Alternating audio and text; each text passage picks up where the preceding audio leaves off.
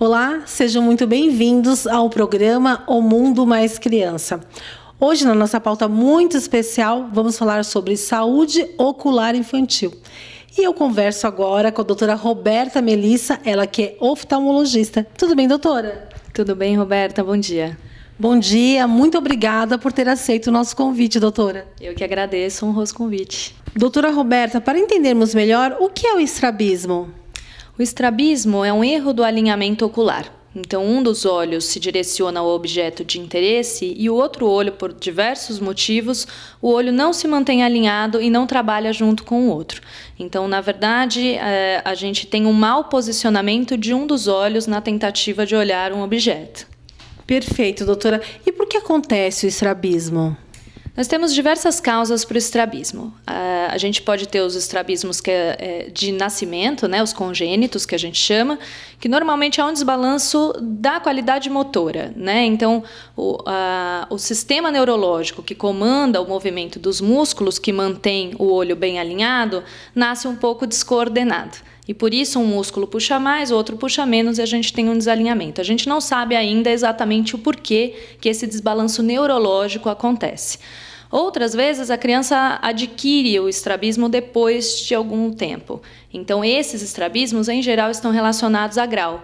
Então a criança, para tentar enxergar melhor, sem o uso do grau adequado, acaba fazendo um esforço visual muito grande e o olho entorta, né? E outras vezes a gente tem outros estrabismos adquiridos, inclusive na fase adulta. Depois de traumas, por exemplo, em que há uma batida da cabeça, um trauma crânioencefálico, depois de problemas como derrames, os AVCs, né? Então existem várias doenças que podem gerar alterações neurológicas ou do próprio músculo do olho e que fazem com que haja um mau alinhamento ocular.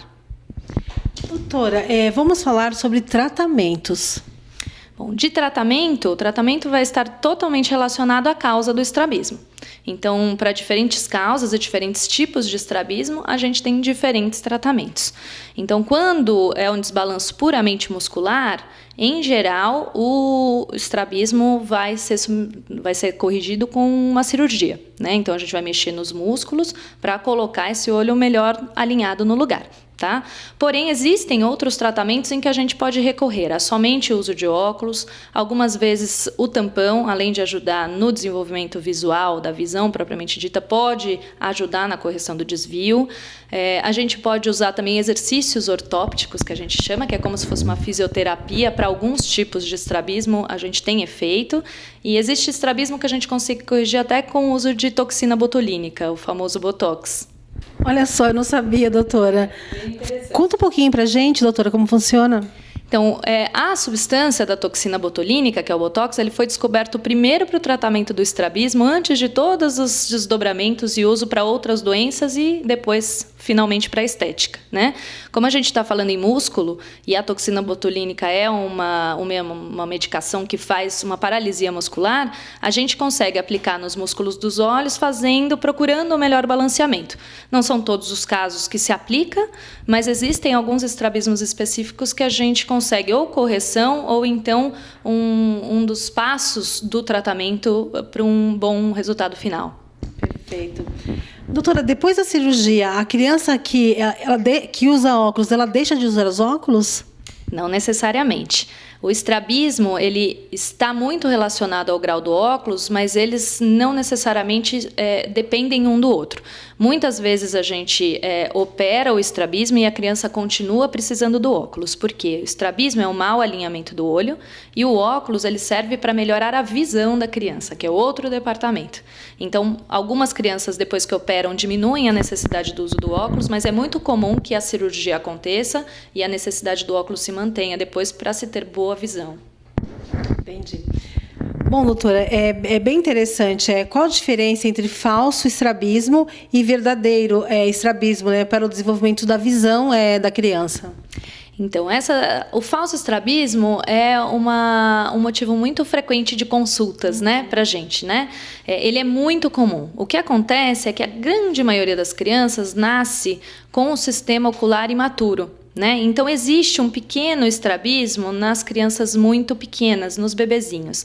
Isso porque há uma incoordenação dos movimentos que vai ficando melhor coordenada ao longo do desenvolvimento.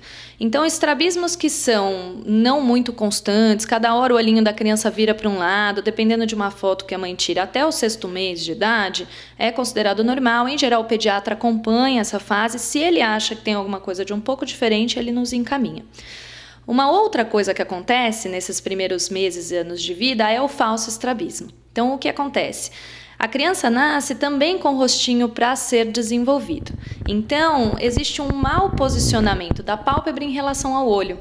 Então, não é que o olho está torto para dentro. A pálpebra, muitas vezes da criança, por causa da falta do desenvolvimento do osso nasal, ela tem uma pálpebra mais projetada para fora. Então, dá uma impressão de que a criança tem estrabismo, mas ela não tem realmente. Por isso que a gente usa um termo leigo chamado falso estrabismo.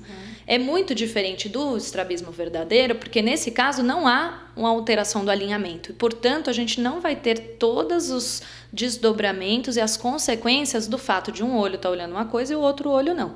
Então, em geral, essas crianças vão deixando de ter esse aspecto conforme vão crescendo. É muito comum a mãe falar: nossa, doutora, ele parecia muito mais estrábico e agora está melhorando, né? Isso porque com o crescimento das estruturas faciais, essa sensação de estrabismo desaparece, né? Já o estrabismo verdadeiro não, muitas vezes vai se acentuando essa sensação. Como muito bem a doutora disse, as mães ficam desesperadas, né? Achando que a criança tem estrabismo, enfim, doutora, é muito importante essa informação, uma informação preciosa para os pais. E eu agradeço muito a sua participação, doutora. Eu que agradeço o convite, foi um grande prazer. Eu vou ficando por aqui até o nosso próximo encontro, O Mundo Mais Criança. A informação com responsabilidade, aqui você acha.